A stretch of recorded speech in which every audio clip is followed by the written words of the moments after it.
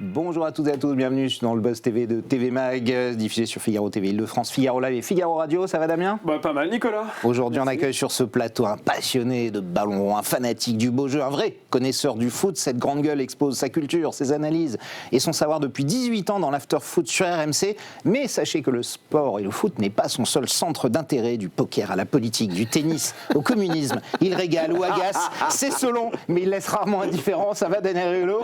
Merci d'être avec nous. Merci pour Poker, cette belle tennis, présentation. Communisme, oui, vous êtes très communiste, je sais pas pourquoi. Attention, le décor derrière est rouge. Ceux qui ne connaissent pas, vous référez à une vieille émission des Grandes Gueules, il y a 3-4 ans, où il y a eu quelques soucis avec le communisme.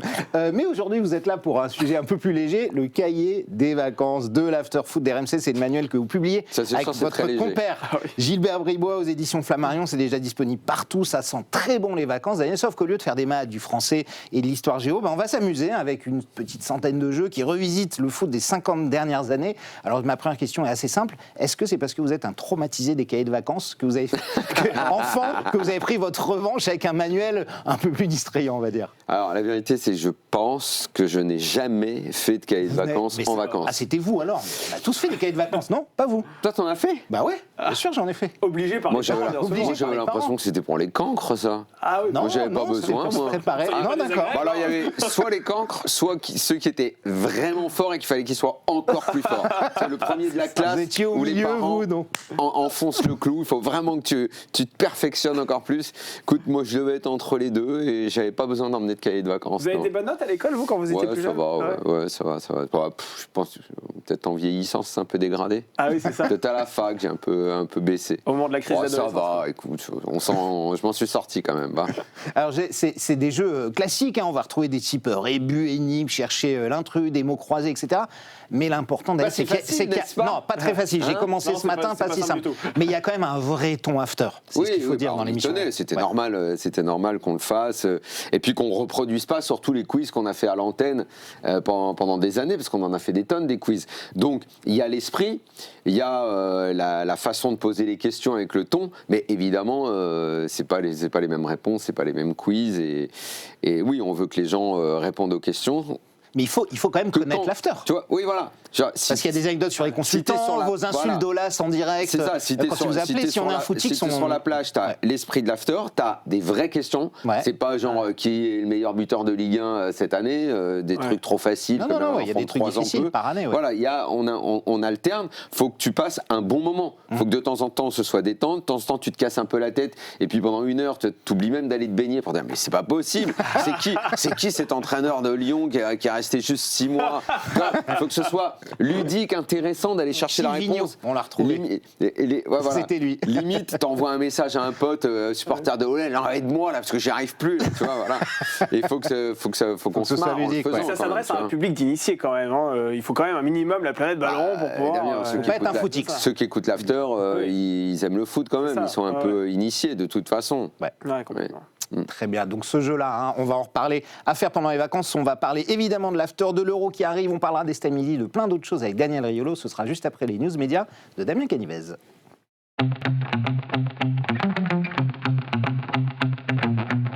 On démarre ces infomédias Damien avec le licenciement d'un humoriste à France Inter. Oui, la direction de cette station appartenant à Radio France a décidé d'écarter Guillaume Meurice pour faute grave. Sybille Veil, la patronne du groupe, a indiqué dans un mail envoyé aux salariés qu'elle avait pris cette décision pour déloyauté répétée à l'égard de l'entreprise. Début mai, le comique avait été, on le rappelle, suspendu d'antenne pour avoir répété sa blague controversée où il compare Benjamin Netanyahou à un nazi sans prépuce. Guillaume Meurice, on le rappelle, faisait partie de l'émission intitulée Le Grand Dimanche Soir aux côtés de Charline Vanhoenacker. Alors après l'annonce de ce licenciement, l'humoriste Émeric Lomprey, autre voix de ce rendez-vous, a décidé de démissionner, tout comme Gidray. Reste à savoir si l'animatrice du programme, Charline Vanhoenacker, va elle aussi claquer la porte de France Inter, sachant qu'elle a publié ce matin un long message sur son compte Twitter. Radio France nous prive d'un humoriste talentueux et intègre, le bouffon congédié. Il faudra une fois encore m'adapter, affirme-t-elle. Et beaucoup plus radical dans son choix, Thomas VDB a pris la décision de quitter la station après 16 ans d'antenne. RN. Il l'a annoncé également ce matin sur ses réseaux sociaux. Vous ne dites pas, Daniel, bon débarras logique ou au contraire, non, la liberté d'expression le problème, en fait, c'est pas Guillaume Meurice. Le problème, c'est le service public qui est complètement à la dérive. Parce que cette antenne ait pu devenir une officine d'extrême gauche à ce point marqué, c'était ça le délire. Le service public, ça appartient à tout le monde. Moi, je regrette que ce gars-là se fasse virer. On n'a pas à se faire virer parce qu'on fait de l'humour, que ça fasse marrer ou pas marrer. On n'a pas à se faire virer pour ce genre de motif-là.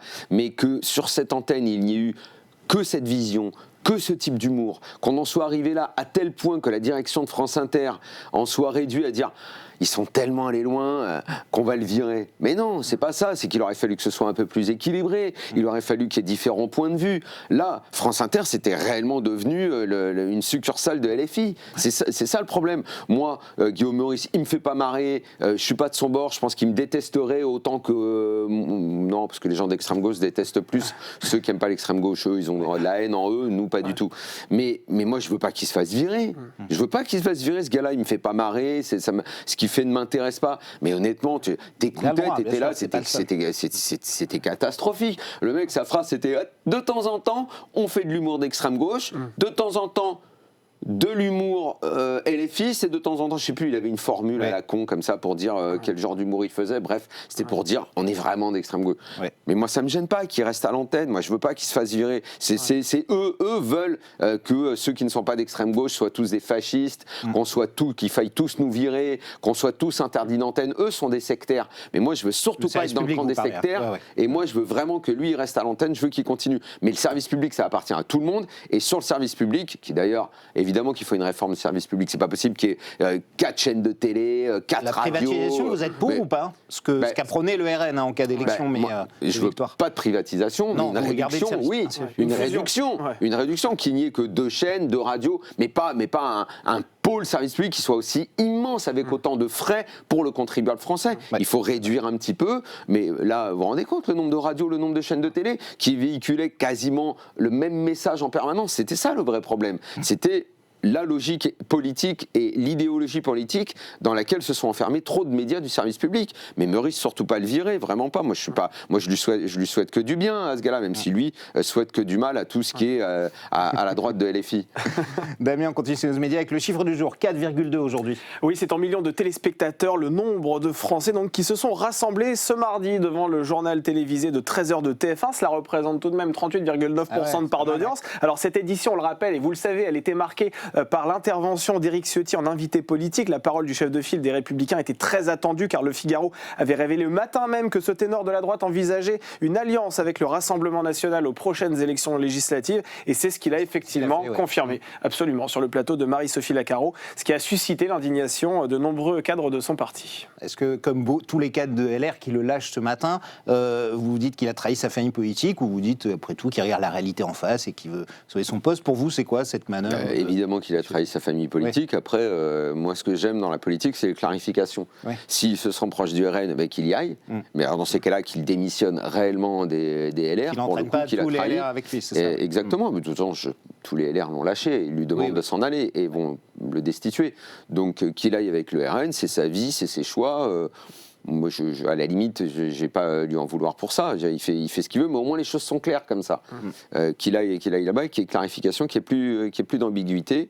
Et pour le reste des LR, je salue la dignité de ce parti qui n'a pas accepté de faire alliance avec le Rassemblement national. Ça vous a choqué le score du Rassemblement national aux élections européennes ? Je ne sais pas être choqué, moi la politique avec la morale, moi ça me, les gens votent, moi je respecte la démocratie, je crois que tout le monde sait, moi j'aime bien en plus quand les gens sont clairs, je ne suis pas électeur du Rassemblement national, je crois que j'ai assez dit à quel point j'étais attaché, comme je le dis souvent en rigolant, mais même dans l'after, je le dis comme ça, le parti du général, j'aime bien cette formule. Donc tout le monde sait que je suis gaulliste, je l'ai toujours dit dans mes livres, ça veut tout et rien dire, hein. On me dit toujours, ouais, t'es un peu dans l'idéologie toi aussi avec ça. C'est pas grave, je garde ce petit fantasme-là. La France du général de Gaulle n'a plus vraiment grand-chose à voir avec celle de 2024. Je garde ce petit fantasme-là. Il y a eu un très grand leader de cette famille politique qui a trahi également, il s'appelle Nicolas Sarkozy. Je pense que beaucoup des problèmes de notre société aujourd'hui viennent de lui. lui et de ce qu'il n'a pas fait et de ce qu'il avait dit qu'il ferait. Et aujourd'hui, que le leader de ce parti trahisse pour s'en aller au RN, c'est aussi une conséquence de ce qu'il n'a pas fait, des promesses qu'il n'a pas tenues à l'époque. Damien, il y a d'autres news aujourd'hui, c'est fini? On aura demain, vous allez voir, l'actualité va à 200 à l'heure tous les jours. C'est l'heure du grand entretien du Buzz TV. Nous sommes avec Daniel Riolo.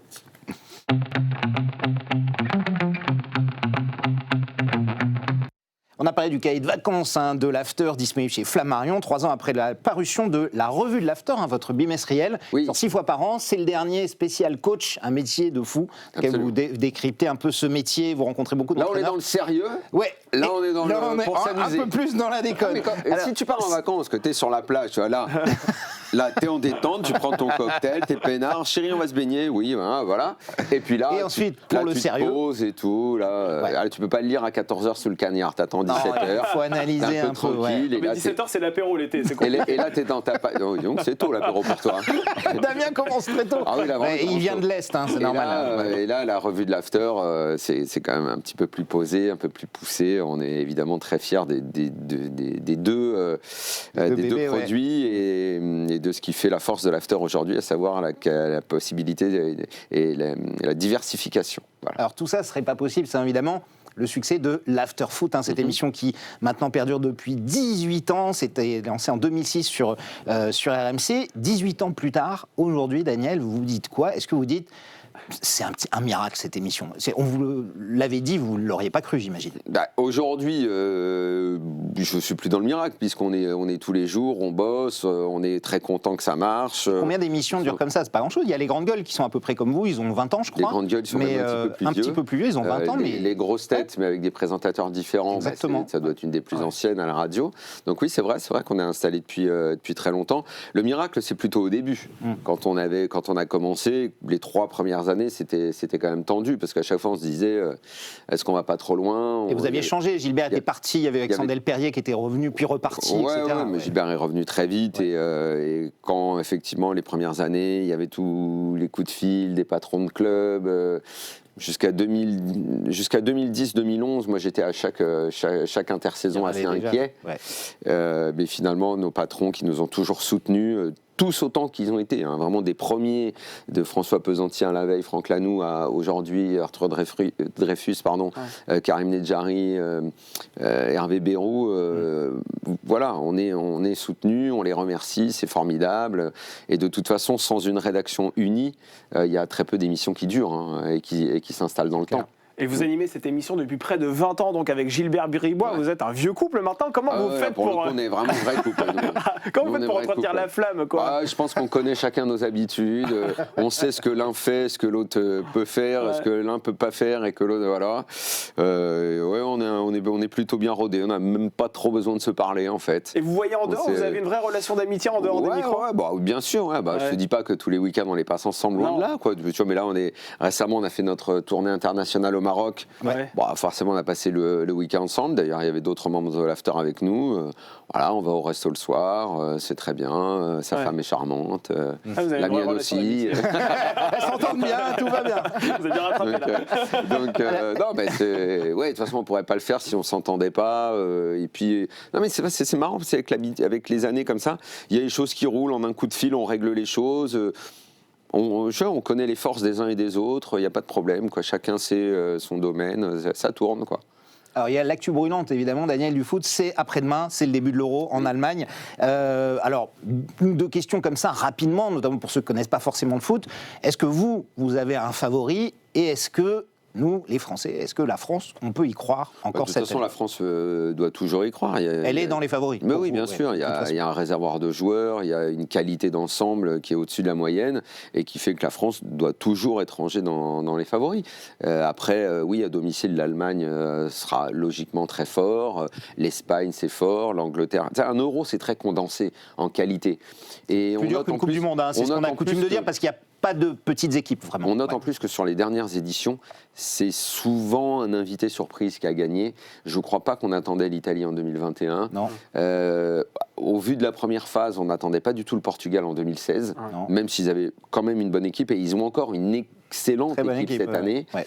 Il y Vous a- avez battu en finale, un peu à la surprise générale. Ouais. Donc là, évidemment que la France est à surveiller. Et il n'y a pas beaucoup comme ça d'équipes où je mettrais ma main au feu. C'est impossible qu'ils L'Angleterre, gagnent. non, vous n'y croyez pas? Bien Vous l'avez sûr pas que je mets cité, si, l'Angleterre. vous les mettez dedans. Bien sûr que je mets l'Angleterre. Ouais, ouais. Ah, non, il y a vraiment, il y a un peu des favoris, mais les outsiders sont très proches. Ouais. Après, Didier Deschamps va très certainement donner les clés à Kylian Mbappé et construire l'équipe autour de lui. Si on a le Mbappé des derniers mois, ça risque d'être un petit peu Ça compliqué. risque d'être un problème, absolument. Vous pensez qu'il aura son niveau ou pas? Mais les Pays-Bas viennent de perdre 2 joueurs extrêmement importants sur blessure. Les Polonais en ont perdu également 2.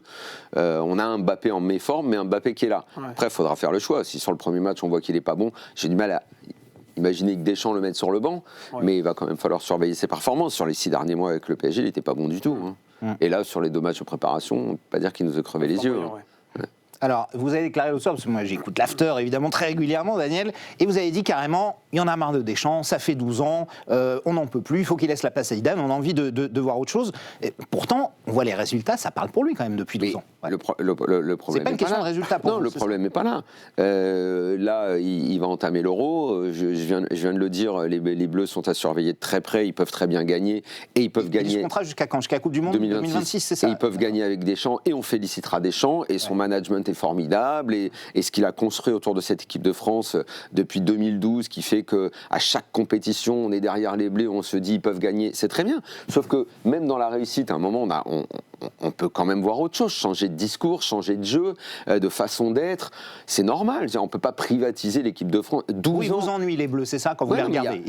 On gagne, mais ça vous ennuie. Ouais, voilà. Il y a peu de sélectionneurs qui restent en place autant de temps. On avait eu en Allemagne Joachim Löw. À la fin, les gens n'en pouvaient plus, quoi. Passons à autre chose, mais même en politique. En politique, c'est pareil. Même De Gaulle a laissé la place après 12 ans. Ouais. Donc c'est bon, il peut s'en... Mitterrand, 14 ans, hein, il peut quand même aussi. Je crois que c'était lassant à la fin. Pour ma part, c'est lassant dès le début. Mais là, Deschamps... c'est bon, on peut passer à autre chose. Zidane a envie de venir. Zidane est également une légende du foot français. On a le droit... Platini a été un immense joueur, il a été sélectionneur. Deschamps, immense joueur, il a été sélectionneur. Zidane, immense joueur, il a le droit lui aussi d'être sélectionneur des Bleus. Laissons-lui la place. Que Deschamps lui laisse la place. Tu vas pas nous privatiser ça jusqu'en 2026. C'est bon, tu peux t'en aller. Va jouer au paddle, respire, quoi. S'il gagne, on ne sait jamais. Oui, mais jamais. Qu'il gagne ou qu'il perde, passons à autre chose. C'est pas lui faire injure que de dire ça. Je suis sûr que lui le prendra comme une injure, mais c'est pas une injure. C'est juste tournons la page. Est-ce qu'il vous appelle derrière pour vous dire attendez, mettez-la en veilleuse, j'ai des bons résultats, non? Non, déjà, il le dit pas de cette façon, puisque généralement, quand il est pas content, c'est par le biais d'un avocat. Et comme une procédure est engagée entre lui et moi sur un autre sujet, qui est lié à la Coupe du Monde, donc C'était à quel sujet? Au sujet de mon commentaire sur le départ de Benzema du Qatar. Ah oui. Voilà. Donc il n'était pas content de ce que j'avais dit à ce sujet-là. Donc vous aviez dit quoi? Malheureusement, ça va se régler devant les tribunaux. C'est ça? Pardon? Vous avez dit quoi? Que c'était une blessure diplomatique? Je peux pas dire exactement les termes, puisque comme ça va être dit devant les juges et tout, je crois qu'on n'a pas trop le droit d'en parler. Mais ça vous fait jamais peur, les procédures judiciaires à la suite de propos que vous pouvez tenir? Est-ce que vous tournez parfois la langue dans votre bouche? Ça me fait pas peur, mais ça me désole. La vérité que, franchement, la justice, elle est encombrée.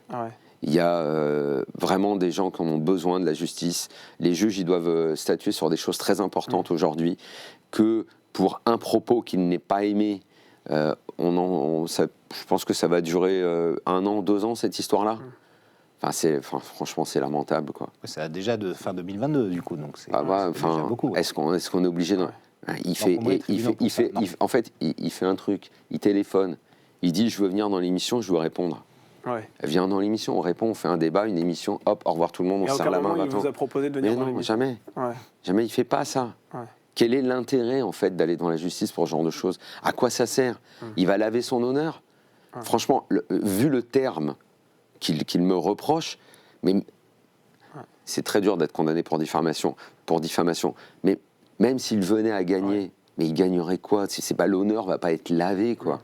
Non, J'ai pas les dit, gens ont oublié, ça fait longtemps. je l'ai pas insulté. Franchement, c'est pas une insulte. C'est pas il est con d'avoir dit ça, un truc comme ça. Il y a pas d'injure publique en fait. C'est pas jamais je fais ce genre. En plus, jamais je fais ce genre de choses là.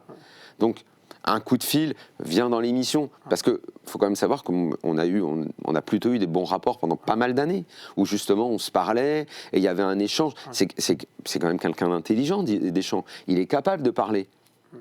Et là, il y a plus accepte le débat. Viens dans l'émission, débat. Je vais te dire pourquoi moi j'ai dit ça. Et en fait, en plus, s'il fait le procès, c'est presque comme s'il valide ma version quelque part. Ouais. Et qu'en fait, il veut me pousser à prouver pourquoi j'ai dit ça. Mais et en fait, c'est un problème pour les journalistes parce que comme on veut dissimuler nos sources, parce que c'est dur d'aller... Récemment, pour le procès Neymar, j'ai quand même été à moitié obligé d'en balancer une. C'est dur pour un journaliste de balancer ses sources pour sauver sa peau. Oui, en fait, pour ne pas être condamné pour diffamation, parce qu'il demandait une somme énorme. Neymar, une somme que moi, je ne suis pas en état de payer. Vous vous rendez compte, dans la posture dans laquelle ils mettent les journalistes, il demandait un truc de plus de 100 000 balles. Il demandait 100 000 euros. Vous vous rendez compte? Pour moi, pour mon employeur, ok, il peut les payer, mais l'image que je vais avoir par rapport à mon employé, par rapport à mon employeur et tout, ça vous met en difficulté. Ça me met en difficulté. C'est pour ça d'ailleurs qu'ils le font. En gros, quelque part, c'est pour me faire virer. Le procédé est quand même vraiment pas beau, quoi. C'est le moins qu'on puisse dire. Bon, Neymar a perdu. Mais en fait, je me souviens, j'étais devant le juge et je dis, je suis désolé, quoi. Et l'avocat est obligé de balancer une de mes sources, quoi. C'est dur parce que le gars me parlera plus jamais. Ça froisse un rapport. C'est horrible, en fait, de faire ça. Et là, Deschamps, quelque part, il pousse à faire. Franchement, c'est pas beau. Il suffirait que. En plus, il y a des gens dans son entourage avec qui je m'entends pas bien, mais bon, où j'ai pu parler. C'est nul de faire ça. Accepte le débat, viens dans l'émission, on va le faire. Lui, il sera grandi, il s'en sortira grandi parce qu'en plus, il est largement capable de se défendre. Il peut très bien dire, pour sauver mon groupe, j'avais envie de faire ça, j'avais envie de faire. Mais qui va lui reprocher quoi que ce soit? En plus, il a fait le finale de la Coupe du Monde. Personne n'a rien à lui reprocher. C'est pas un débat sur le jeu qui va lui faire du mal quand même.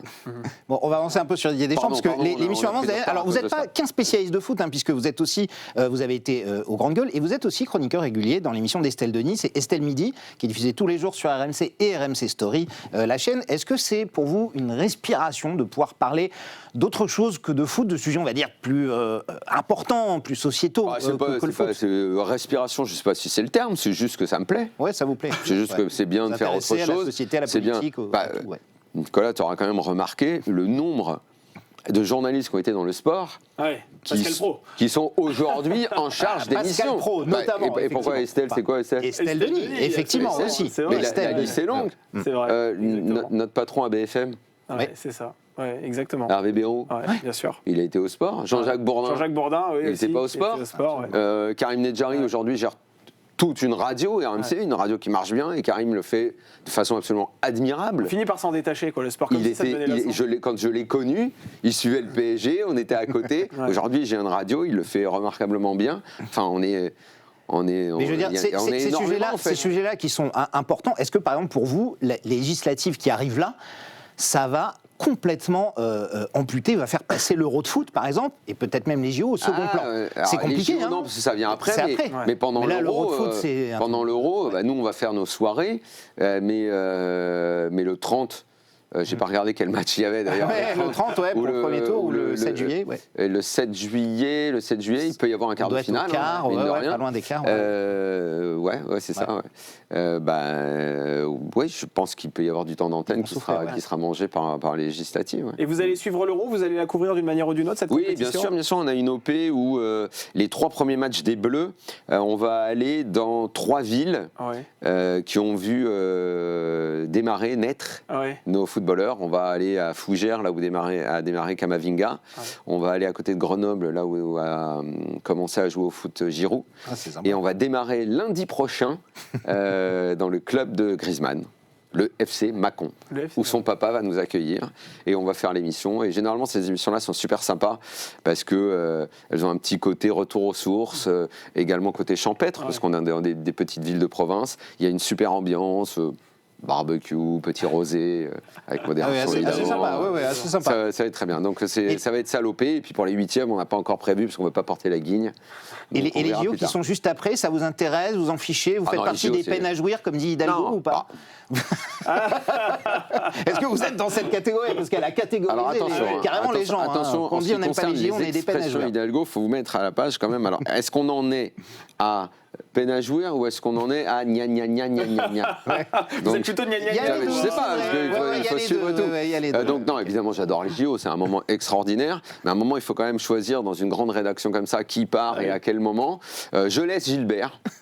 Il va couvrir les JO, il va animer une émission le soir. J'aurais pu faire une émission avec Estelle, mais il y a quand même, le foot ne s'arrête jamais. Et pendant les JO, on va quand même faire un podcast de l'after. Parce qu'il y a le foot Vous n'êtes pas sans savoir que l'after est le podcast numéro 1 en France. Et on va quand même continuer à faire podcast de l'after pendant les JO. Et je vais faire ça avec Walid Acharchour et Kevin Diaz, et on va rester sur l'actualité du foot, en plus parce qu'il y a quand même du foot au JO, on a une équipe à suivre, donc il y aura tout va rester à l'antenne, il y aura l'after sous forme de podcast et les JO avec plein d'émissions spéciales animées par plein d'animateurs dont Estelle et Gilbert. C'est ce truc qu'on ne sait pas, c'est quelle équipe de foot on aura au JO. Ça, ce sera évidemment la même question. Merci Daniel d'être venu nous voir. Je rappelle qu'on retrouve tous les soirs dans After Foot avec Gilbert Bribois sur RMC de 22h à minuit, régulièrement dans Estelle Midi sur RMC Story. Le cahier de vacances, c'est pour vous, c'est pour bientôt. Vous allez vous éclater à le faire, cette audition Famarion, pour s'amuser, s'instruire pendant l'été avec une bonne ambiance d'after, évidemment. Damien, merci. Le buzz sera de retour dès demain avec Arnaud Demange. D'ici là, prenez soin de vous et merci encore de votre fidélité.